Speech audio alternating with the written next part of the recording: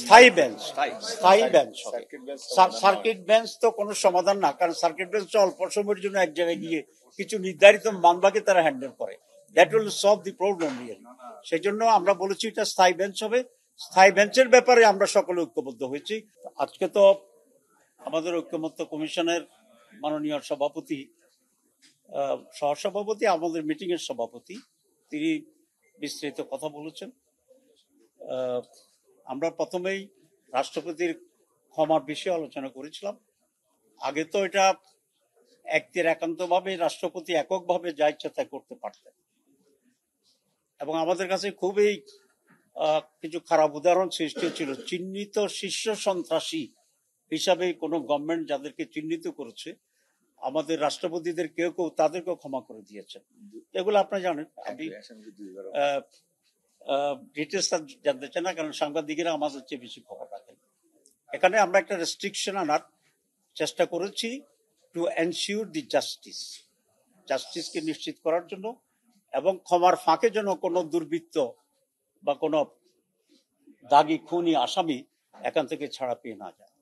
তো আমাদের commission chief তো আজকে বলেছেন যে সেজন্য একটা বডি করা হয়েছে, এবং সেই বডির সুপারিশ ক্রমে রাষ্ট্রপতি ক্ষমা করতে পারবেন।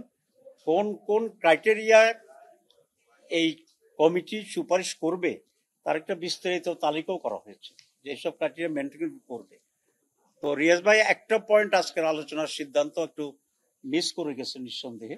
সেটা হচ্ছে আজকে নতুন একটা কথা আমরা যোগ করেছি, জামাত ইসলামীর পক্ষ থেকে এটা আমরা যোগ করেছি, পরে সকলেই এটাতে একমত হয়েছে যে রাষ্ট্রপতি বা কমিটি ওই সকল বিষয়ে যেটা রাষ্ট্রের সাথে রিলেটেড বা কমন অপরাধ আছে সেগুলো সুপারিশ করতে পারবে, কিন্তু ব্যক্তিগতভাবে কোনো অপরাধের এগেইনস্টে যদি কোনো শাস্তি হয়, যেমন কারো পিতাকে কেউ হত্যা করল, এই হত্যাকাণ্ডের বিচার হয়েছে তার ফাঁসি, এই ফাঁসিটা ইচ্ছা করলে কমিটি এবং রাষ্ট্রপতি এককভাবে ক্ষমা করতে পারবে না।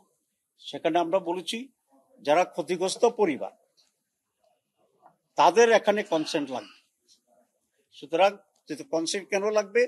কারণ একজনের পিতা খুন হয়েছে, আরেকজন তো মাফ করা রাখে না, এটাকে একেবারেই পার্সোনাল। তো কিন্তু তাকে কনসেন্ট করে যদি অনুমতি নিয়ে সে রাজি হয় তাহলে এটা পারবে। তো এটা আমরা কেন করলাম? এক হচ্ছে ইনসাফের বরখেলাপ, তাদের কনসার্ন না করে দাও। দুই হচ্ছে আমরা আমাদের ব্যক্তিগত অভিজ্ঞতা আমরা দেখেছি অনেকে একটি পর্যায়ে এসে একটা সমঝোতা আসতে চায় কম্পেনসেশনের মাধ্যমে, টাকা দিয়ে হোক অন্য দিয়ে হোক, তারা একটু বেনিফিট করতে চায়। তো সেই প্রভিশনটা আমরা রেখেছি।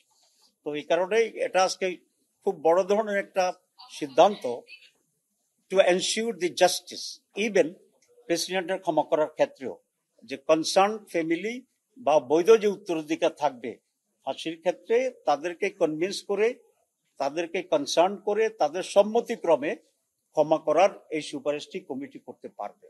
তো এটা আমি বলছি it's a very new dimension, এবং জাস্টিস এনশিওর করার জন্য ক্ষমার ক্ষেত্রেও এটা একটা উল্লেখযোগ্য মাইল ফলক হিসেবে থাকবে।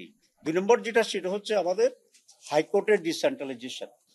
দীর্ঘ আলোচনা হয়েছে, নানা রকম প্রস্তাব আসছিল। আমরা লিখিতভাবেও এটা বলেছিলাম যে বাংলাদেশে প্রায় 20 কোটি মানুষ, এবং এই মানুষ সংখ্যা আরো বাড়তে থাকবে। দূর দূরান্ত থেকে, সুনামগঞ্জ থেকে বলেন বা আরো প্রত্যন্ত অঞ্চল আছে, আসতে মানুষের খুব কম। আর ঢাকায় এসে থাকা খাওয়া অপেক্ষা করার মতো সামর্থ্য আর সুযোগ আমাদের খুব কম মানুষের আছে এটাই থেকে।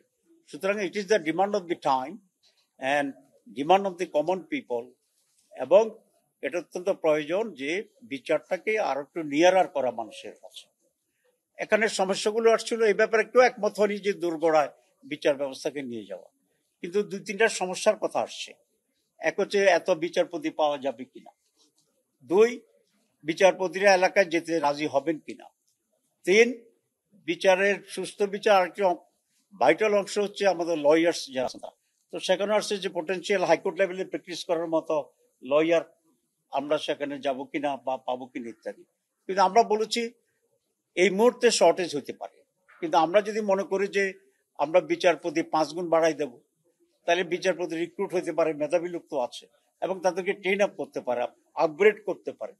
ঠিক একইভাবে এখন লয়ারের সংখ্যা কিন্তু কম না, একজন বলছেন যে কক্সবাজারে 100 লয়ার আছে সিরিয়ার, যারা মাঝে মধ্যে সেই সুপ্রিম কোর্টে হাইকোর্ট প্র্যাকটিস অলরেডি করেন। তো কোর্টটা যদি আরো অ্যাভেলেবল হয় তারা সেখানে করবেন, আরো কনসেন্ট্রেট করবেন। এবং গভর্নমেন্টের উচিত মেধাবী লোকদেরকে বিচারপতি নিয়োগ করে যথার্থ দেশে এবং বিদেশে ট্রেনিং এর ব্যবস্থা করা।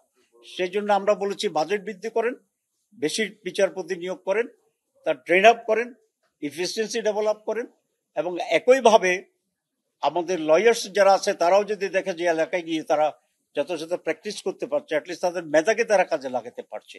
I am not concern with the money on all this things.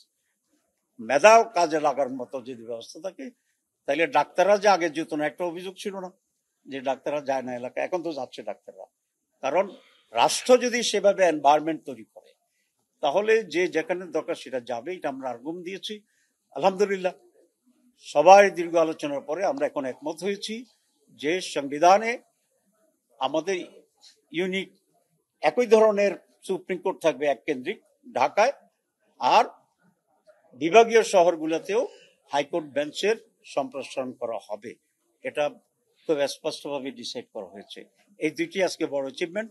আপনাদের সকলকে ধন্যবাদ। আসসালাম আলাইকুম। স্থায়ী বেঞ্চ, স্থায়ী বেঞ্চ হবে।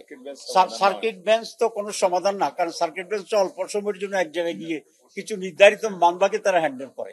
That will solve the problem really. সেই জন্য আমরা বলেছি এটা স্থায়ী বেঞ্চ হবে।